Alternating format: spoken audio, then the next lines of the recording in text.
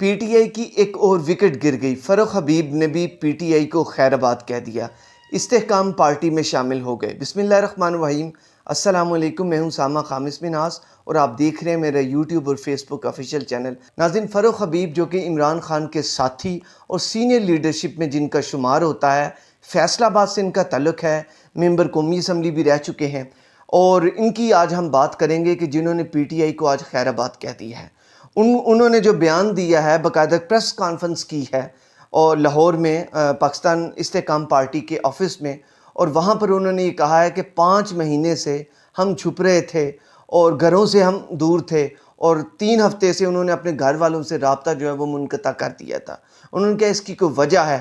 بہرحال انہوں نے وجہ جو ہے وہ یہی ہوگی، آپ بھی سمجھتے ہیں کہ پہلے بھی بیانات آتے رہے ہیں، یہ ہوا کیسی چل گئی ہے کہ اب ہمیں پتہ ہے، سب عوام کو بھی پتہ ہے کہ جس کسی نے پی ٹی آئی کو چھوڑنا ہے تو اس نے مذمت کرنی ہے عمران خان کی۔ یہ ایک چیز سامنے آ گئی ہے، کیونکہ ایک اس سیریز کے ساتھ ایک چیز ہونے لگ پڑے تو لوگ ان پہ یقیناً یہ قیاس رائب کر دیتے ہیں، پہلے ہی بتا دیتے ہیں کہ یہ بھی وہی بات کرے گا اور ایسا ہی ہے۔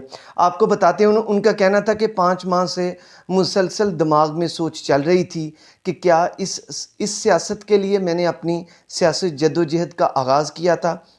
انہوں نے مزید کہا، ہم تو پاکستان کو حقیقی معنوں میں قائد اعظم کا پاکستان بنانے کے لیے جدوجہد کا آغاز کیا۔ انہوں نے کہا کہ یہ کوئی کفر اور اسلام کی جنگ نہیں ہے، ہم ملک کو تشدد کی سطح پر لے آئے، آئینی طریقے سے عدم اعتماد ہوا، جو عدم اعتماد ہے وہ آئینی طریقے سے ہوا۔ ٹھیک ہے، میں ان سوالات کے جوابات مسلسل خود سے پوچھتا رہا۔ اچھا، جب وہ عدم اعتماد ہوا تھا تو اس کے بعد یہ کتنی دیر عمران خان صاحب کے ساتھ رہے تھے؟ اس وقت تو یہ جرت نہیں کی گئی کہ میں جو ہے اس چیز کو بیان کر دوں۔ آخر اتنے ٹاک شوز میں وہ آتے رہے، اتنا کچھ کرتے رہے، اس وقت مذمت نہیں کی۔ ان کا کہنا تھا کہ عدم اعتماد آئینی لحاظ سے ہوا ہے۔ ٹھیک ہے جی، اور اس کے بعد پھر ان کا کہنا تھا، ہم نے خود مار کھا لیتے تھے لیکن ہم نے پرتشدد مزاحمت اختیار نہیں کی تھی۔ 2008 میں ہم اس وقت کام کر رہے تھے جب لوگ ہم سے پوچھتے تھے کہ پی ٹی آئی ہے کیا۔ لوگوں کے مائنڈز کو ہائی جیک کر کے جذبات کو بھڑکایا گیا۔ سیاستدان گھروں سے گرفتار ہوتے ہیں، پہلے بھی گرفتار ہوتے رہے ہیں۔ چیئرمین پی ٹی آئی مسلسل پیغام دیتے رہے، مجھے آج پکڑنے آ رہے ہیں، کل پکڑنے آ رہے ہیں۔ یعنی ان کا مطلب یہ ہے کہ پیغام دیتے رہے اور جذبات ابھارتے رہے۔ اچھا، جن کا مزید کہنا تھا کہ 9 مئی کو جو کچھ ہوا وہ افسوسناک اور قابل مذمت تھا۔ یعنی یہ 5 مہینے کے جو سوچ بچار ہے اس کا وہ بتا رہے ہیں کہ اس کے بعد انہوں نے یہ کنکلوژن اس کا یہ نکالا ہے۔ جس دن حالات کشیدہ ہوئے اس دن میں کسی جگہ احتجاج میں نہیں گیا تھا۔ اس دن جو کچھ ہوا وہ ایک سیاہ دن کے طور پر یاد رکھا جائے گا۔ چیئرمین پی ٹی آئی چاہتے تھے کہ لوگ ان کے لیے لڑیں، وہ گرفتاری نہیں دینا چاہتے تھے۔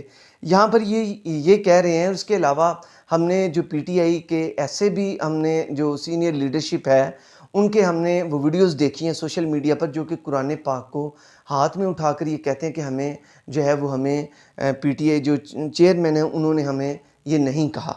ٹھیک ہے جی، یہ معاملہ تو، اور اگر ولید اقبال صاحب کا میں پچھلے دنوں سن رہا تھا، انہوں نے کہا کہ لوگ میرے کنڈکٹ کو جانتے ہیں، لوگ مجھے جانتے ہیں کہ میں جو بات کروں گا سچ کہوں گا۔ اور انہوں نے جو حامد میر صاحب کے جو کیپٹل ٹاک ہے اس میں انہوں نے اس بات کو برملا کہا کہ بالکل ایسی کوئی بات نہیں ہے، عمران خان نے ہمیں کبھی اس بات پر اکسایا نہیں ہے۔ ٹھیک ہے، لیکن یہ ہوتا ہے کہ جب کوئی شخص پکڑا جاتا ہے تو سیم ایک ہی طرح کا بیان آتا ہے۔ چلیں بہرحال دیکھتے ہیں اس میں یہ ان کا کیا۔ فروخ حبیب کا کہنا تھا کہ گھر پر سویا ہوا تھا، اہلیہ نے بتایا کہ چیئرمین پی ٹی آئی جو ہے وہ گرفتار ہو چکے ہیں، اور انہوں نے کہا چیئرمین پی ٹی آئی نے ایسا ذہن بنایا کہ لوگ اپنی افواج کے خلاف لڑنے نکل پڑے۔ بدقسمتی سے چیئرمین پی ٹی آئی تشدد کو پروان چڑھاتے رہے اور تشدد کو پروموٹ کرتے رہے۔ سائفر کے حوالے سے انہوں نے بتایا کہ سائفر سے متعلق اجلاس کا مشترکہ اعلامیہ جاری ہوا، یہ سازش نہیں مداخلت ہے۔ پاکستان نے سائفر پر ڈی مارش کیا۔ آپ نے قومی مفاد کو سامنے رکھنے کی بجائے کہا اس پر سیاسی بیانیاں بنائیں۔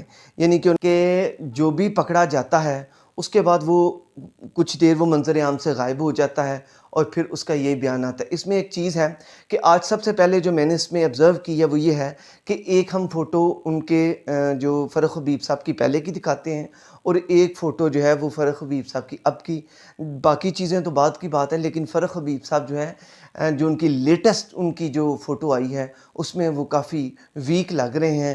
میرا خیال ہے کہ کچھ طبیعت میں بھی کچھ ایسی چیز عناصر ہوں گے کہ جس کی وجہ سے وہ ویک نظر آ رہے ہیں، اور اس کے بعد یہ چیز ہے تو یہ یقیناً انہیں اپنی صحت کا خیال اس میں ضرور کرنا ہوگا۔